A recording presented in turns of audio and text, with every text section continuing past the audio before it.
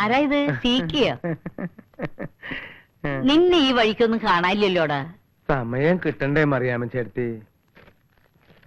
നിന്നെ കുറിച്ച് ആരോ എന്തോ ഇപ്പൊ എന്നോട് പറഞ്ഞല്ലോ, ഓർമ്മ വരുന്നില്ല. എന്നെ കുറിച്ചാവില്ല. ഇതും തുട്ടടാ. ഇതാ മറിയാമ്മ ചേർത്തിക്ക് എന്റെ ഒരു സന്തോഷത്തിന് വേണ്ടി ഞാൻ വാങ്ങിച്ചുകൊണ്ട് വന്നതാ. എനിക്കോ? ആ, ലഡു, ജിലേബി, പഴം, അലുവ. പ്രമേഹത്തിന് നല്ലതല്ലേ? ഈശോയെ, തിന്നാ വേം പൊക്കോളും തള്ള. കണ്ട ഇനിയുണ്ട്.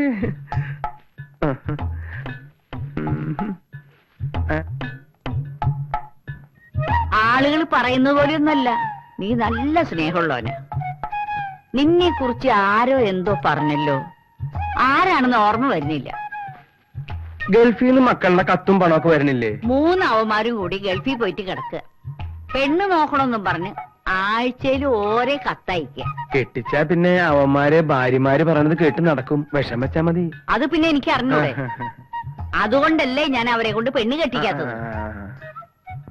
നല്ല രുചിയുണ്ടോ മോനെ? കിട്ടിയതല്ലേ. ഇപ്പൊ നിന്നെ കുറിച്ച് ആരോ പറഞ്ഞല്ലോ. ഓ, ഒരു ഓർമ്മപ്പേശകേ. മറിയാമ്മ ചേട്ടത്തിയുടെ ആ ഒഴിഞ്ഞു കിടക്കണ വീടില്ലേ, അത് നമുക്ക് 2 ആൾക്കും കൂടി വിറ്റാലോ? നല്ല വില ഞാൻ വാങ്ങിച്ചിട്ടോളാം. ആഹാ, അതാണ് നീ കൊള്ളപ്പം ലഡു ഉണ്ടേറ്റ് ഇറങ്ങിയേക്കുന്നതല്ലേ?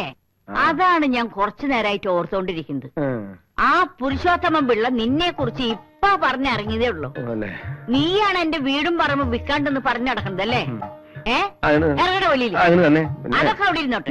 എന്റെ അമ്മായിമ്മേ ഓടുന്നു.